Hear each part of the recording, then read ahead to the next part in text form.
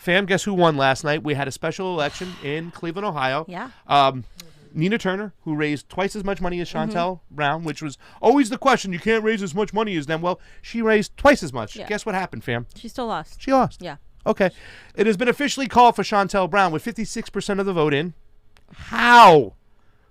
Well, they'll tell you they have a large sample size enough in which Nina can't catch Shontel at 56%. When will the progressives wake up and understand that the establishment steals elections? Fam, 56% of the vote is in and they call it. How could they do that, fam? How could they do that? Well, PASTA, they have, these mechanisms which they can predict and do math and do these calculations, so they know way ahead of time who won. But I'm just wondering, does that apply to the general too? Oh, that does apply to the general. But then how come we didn't get results for days for the general? Well, because even though the sizes of the leads were like this size and it was over 60%, this is 56%. And they're going to tell you, well, we have that sample size, so we know that Nina can't catch Shontel. So therefore, we can confidently call it for Shontel at 56%. And I've said this before from the get-go. We've said it on this network over here. It's not about Donald Trump and Joe Biden. It's not even about Bernie Sanders and Joe Biden. It's about grassroots candidates having the opportunity to get a fair election, right? To make sure that they can have the opportunity to get into office and fight for the people.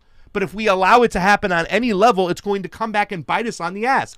Ladies and gentlemen, all those people who supported Nina Turner, now we have a plethora of reasons we can discuss, fam, that we have, out there. But does anybody even mention the fact that we have not been able to audit and look at these results, that we know that they're solid from a party that said they had the right to cheat? Do we?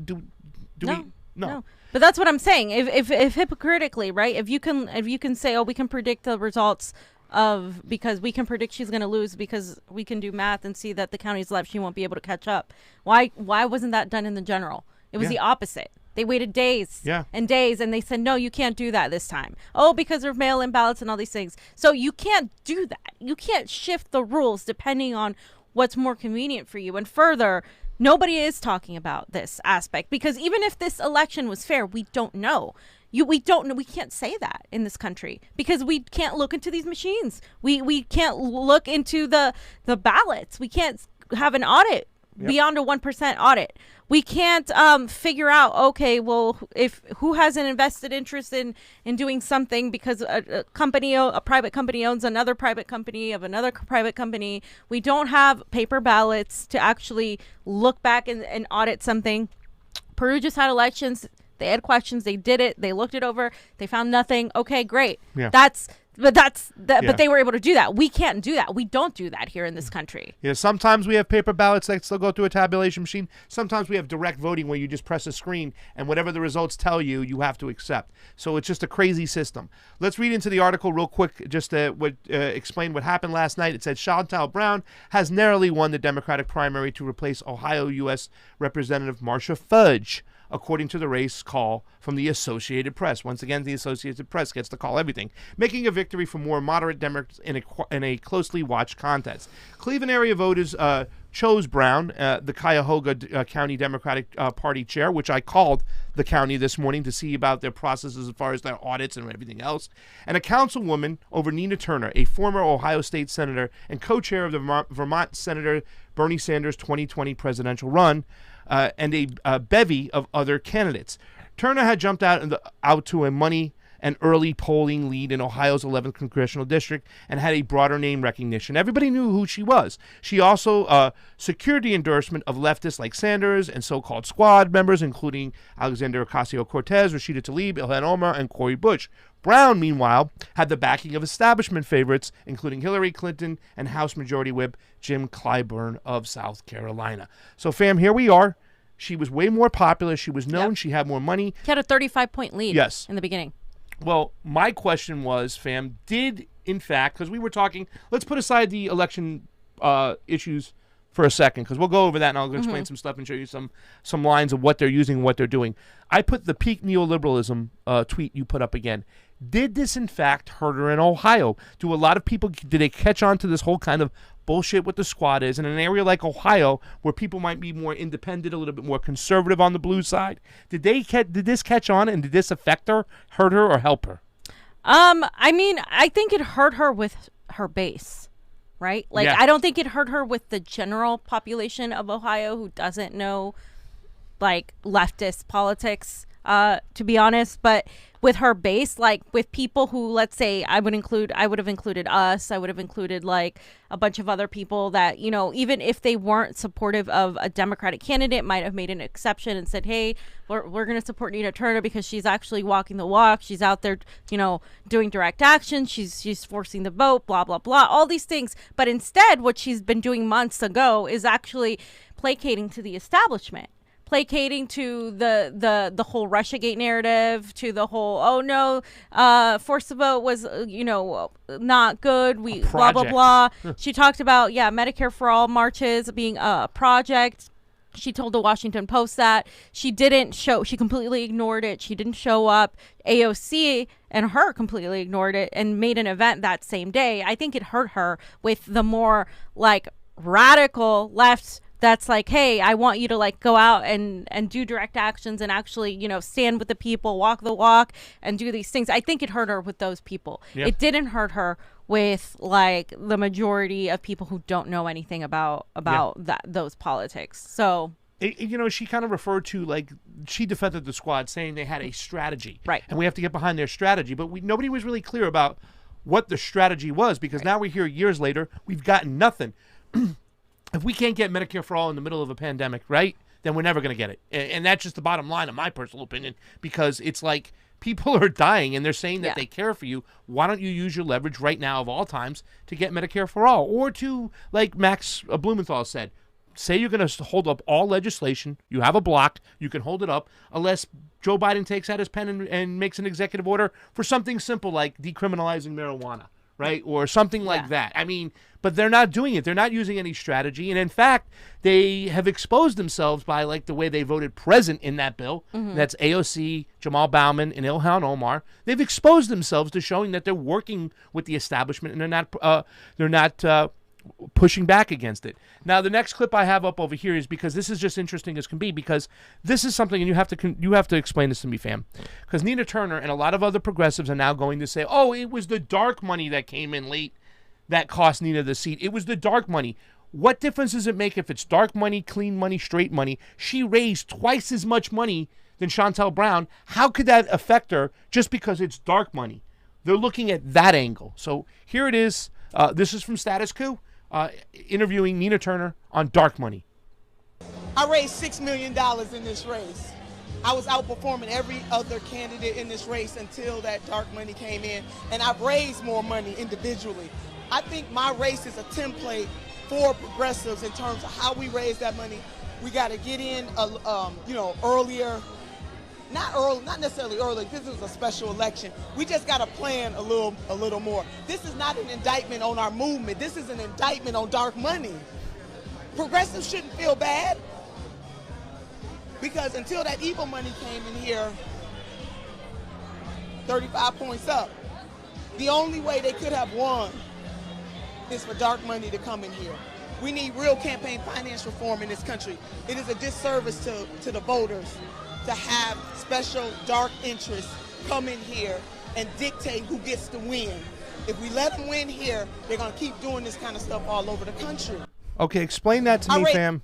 She raised twice as much money as Shontel Brown, but yet she's saying this specific allotted money, this dark money that came in for Shontel is what cost her seat. Because I don't get that. The dark money is a PAC that came in after. When she raised more money, that was direct. She was raising money because she also had a super PAC, by the way. But she raised money mostly. She outraised Shontel via mostly direct donations too. So when she's talking about dark money, she's talking about like super PAC money that came in after, that was directed at ad revenue. So like a bunch of ads that were being thrown out. And so the whole idea that they have is like all these ads and dark money convinced people that Shontel was there because they saw her face more and they were outraised. Also, there was a critique on the ground organizing, that it could have been better. Nina Turner decided to hire people from the Weaver contingent and the people that like the people here, I forget their names, but they're so irrelevant. The ones that sunk Bernie's campaign, she rehired a lot of those people against the advice of a lot of her supporters who were like, hey, don't hire them. Well, she did. So that can be blamed on that, right? There's many layers when somebody loses an election that it is. But to say it's dark money alone, like I'm going to go over Jordan Chariton's tweets, is false. Yeah, it is totally false. Yeah. That was one of the things. It was, some people were saying it was the squad. Her relationship with Air wasn't enough to put her over the top, where she kind of took that side of the progressive movement that was split about, like, we have to do this, we don't have to do this.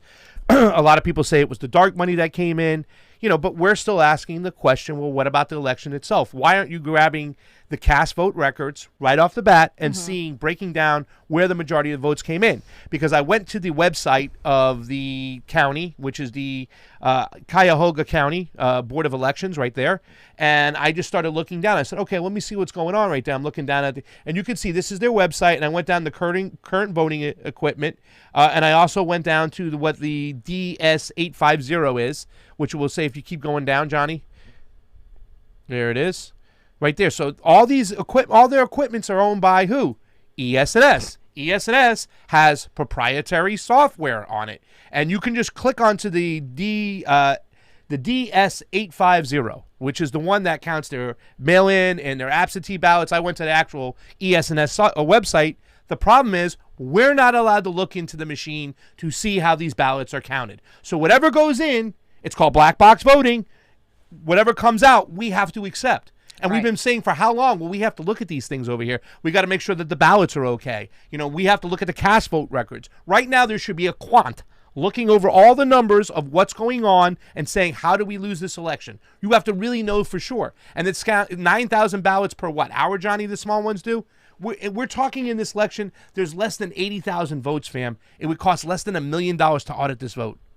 Why aren't you demanding an audit, Nina? Why not? Yeah. Why not? Why aren't your supporters demanding an audit? I mean, it doesn't hurt. If the election was fair, it'll show that. Yeah. If the election wasn't fair, though, it'll also show that. Why aren't you demanding an audit? Why aren't you talking about election integrity? She says, well, if they keep, doing this, they're going to keep doing it. Dark money. Yes, we got to get dark money out of politics, meaning we have to get these influential super PACs and these people, lobbyists, being able to just throw money at a candidate. Absolutely. I 100% agree. But that's not the only thing. That is one aspect of the unfair elections that we have, because that is an aspect of the unfair system in elections. This is why electoralism isn't the way, because we don't have a fair election system. So whether it's the money and the super PACs that outspend a candidate, whether you fix that, you're still going to have this. Yep. You're still going to have this fact that we can't tell you that it was or it wasn't a fair election, because we don't know. Yep. That's the point. We don't know.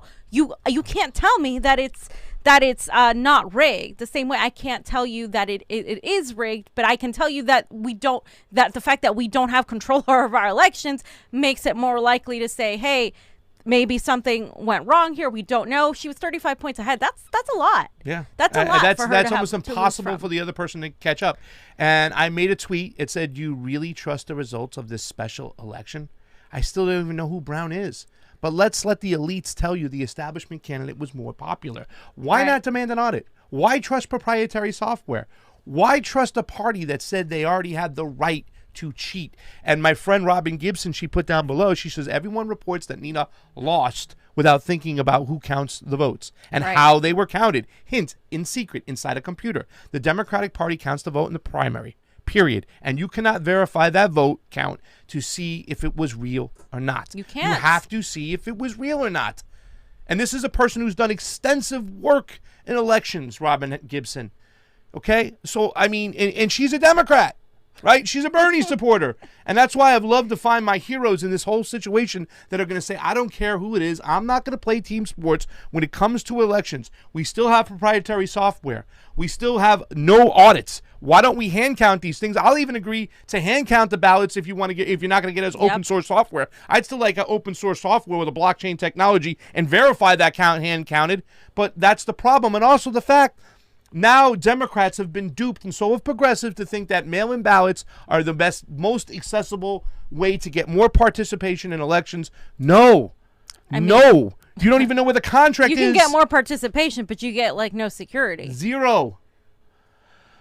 Combating this BS. I think this is Did you have Roblito. something to say, Johnny? Or? Yeah. Yeah, this is a 2-in-1 tabulator. There it is, So Johnny. it's a scanner and tabulator. So that means that the scanner's the physical part.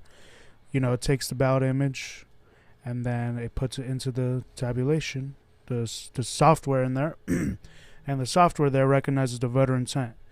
And it's just like the one in LA. And so there's all different ones from all different companies, but they're all basically the same thing, scanner and tabulator.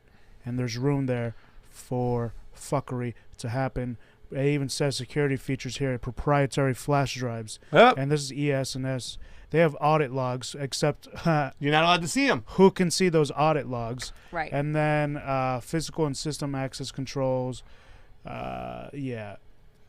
Again, proprietary software and 2-in-1 machine. And I'm curious if the state legislate laws, election laws in Ohio allow I wonder if it's the same thing, if they counted early. Again, Yeah, right. You know, that's what I'm wondering. Yeah, I'm not sure. I'm wondering if they scanned them through and just hit the button on election night, Johnny, so they knew where to cheat. And that's the thing. Like, we've been sounding the alarm for this stuff for so long. And what have we been saying? If you're going to allow this shit to happen to Donald Trump, guess what? Don't come crying to us when it comes back and bite you right in the ass. And lo and behold. Yeah, 35 points she was up. Guys, 35 points. And then once again, they call it at 56% again. And you just accept Hello? the results. All these progressives were like, oh, yeah, oh, she lost. Oh, my God. And they started blaming. What happened is they started blaming each other. The Humanist Report and the Jordan Cheritons of the world started blaming the YouTubers. Like, oh, people were paying attention to the Medicare for All March and blah, blah, blah. And if those people would have shown up and helped Nina Turner, then she would have won.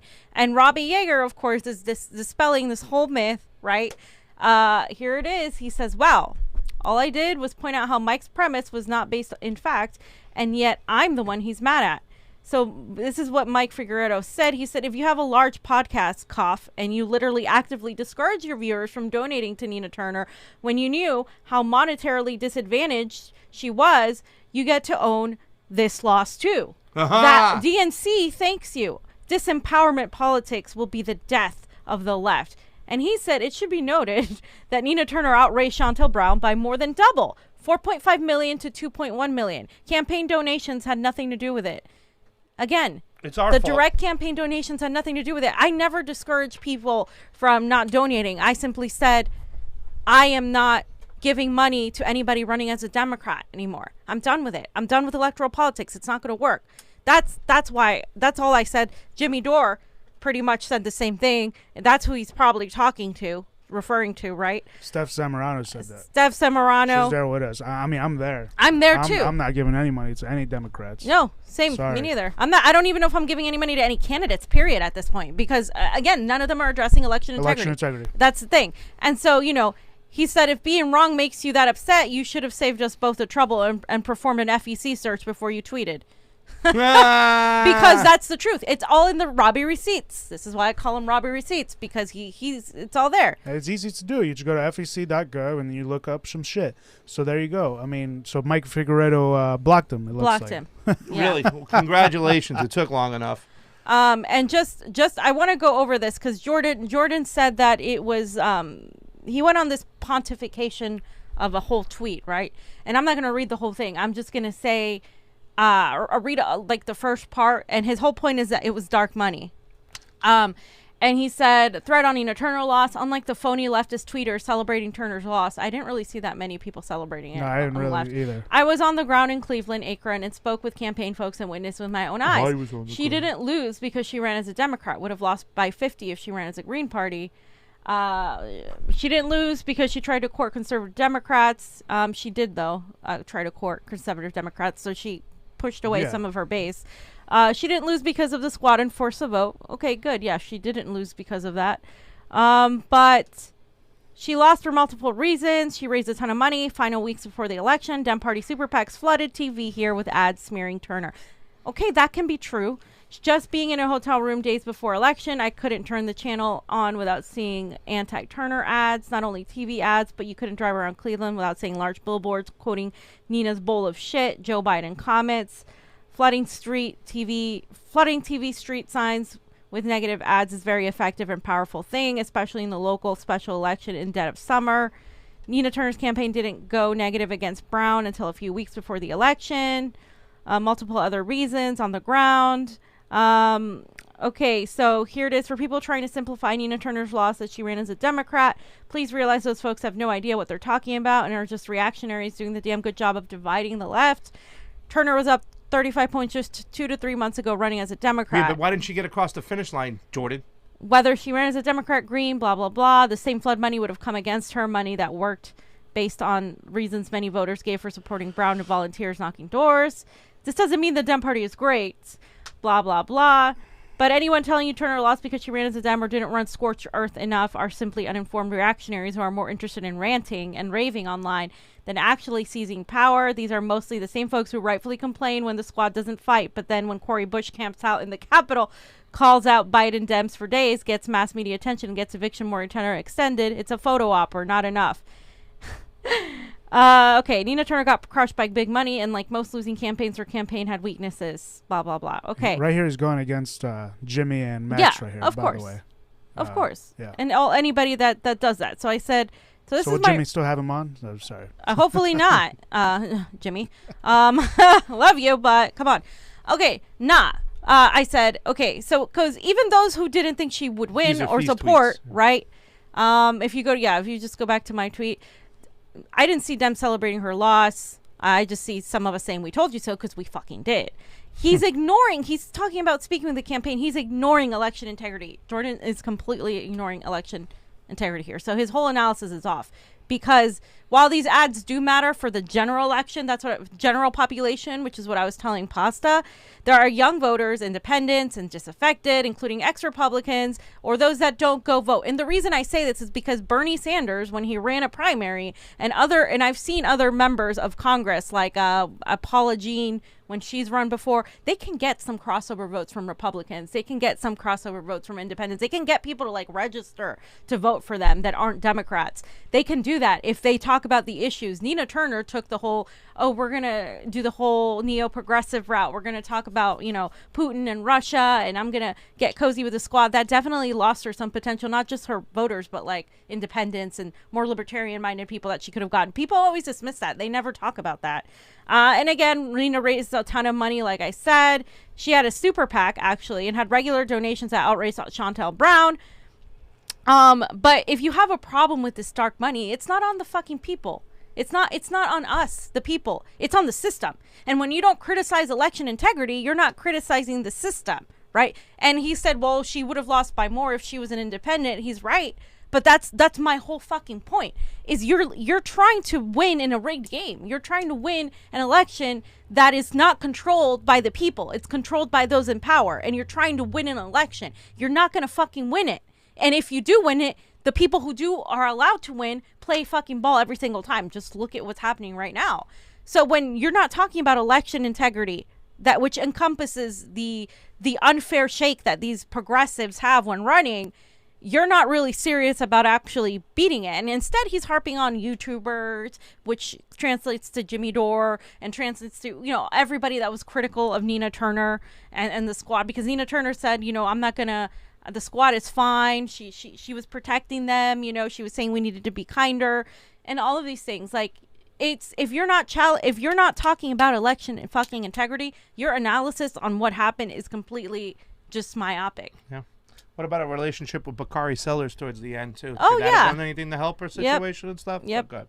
No, yeah, and just, it's a rigged game, guys. It's a rigged game. This is why I'm done with electoral politics at this point, right? And I just reiterated, too, on the whole Nina Turner thing, Pasta, just echoing what you said, how are progressives just accepting this, right? How are progressives, like at 40%, they were already calling it, Pasta. It was even before that. It was like 47% or something when they started calling it. We don't have a democracy in this country, guys. We keep saying it, but I don't think people get it yet because they're still trying to think that they can elect people like Nina Turner without in unfair system. And people like Nina Turner, who should be calling for an audit and trying to challenge things, don't do it because they don't want to be smeared as conspiracy theorists and right wingers now, because that is the whole narrative. You see what Johnny said before too, as well. I like to be interested to see how they count the votes. Robin Gibson talked about that. Yep. If you're not asking how the votes are counted, when they're counted, how they're picked up, everything. You're not doing your due diligence. It's too easy to cheat these elections. There's two ways I could have cheated this last election here against Nina Turner. Well, I can get a lot of absentee ballots. Oh, well, how are you going to get those? Well, first of all, now we know that test ballots that are being printed up right down the street on the fly can go in the machine and be counted. That's one way right there. Secondly, if all these ballots get mailed out to all these addresses and they don't get to their point, where do they go to? There's no chain of custody. As a nefarious character, and I have connections to the contractor that does our mail-in ballots, I can then get those ballots from them, have them filled out any way I like to, and have them pushed into the machine and counted. Also, the proprietary software. I can just flick a button from where I'm at, not even in the same room, from a distance, and change the results and have them spit out for the establishment candidate. That is possible, and it's very easily done. If you're not challenging that, how can you be so sure that this election was fair, especially when the Democratic Party said, if we want to, we can go into the back room full of cigar smoke and pick whoever they want? Well, they have all the mechanisms to do that. Why wouldn't you at least push to have those mechanisms removed? And you can easily have them pushed to have them removed. But no, you've been duped into thinking, unless you go this way, that you're being racist or whatever or whatnot, or, you know what I'm saying? The easiest way to cheat an election, and this is from Jimmy Carter, is through mail-in ballots, through absentee ballots. It's just too easy for fraud. Yeah, and if you're not talking about election integrity, Misty put it out yesterday. You're a hamster in a hamster wheel. You're just going to keep doing the same thing. You're not addressing the elephant in the room, which is election integrity. You have no idea if this election was fair or not. We don't know. No. I can't say it was or it wasn't. I haven't seen, I saw more evidence before in the general and in the primary. I haven't seen much except the fact that she was at such a high lead.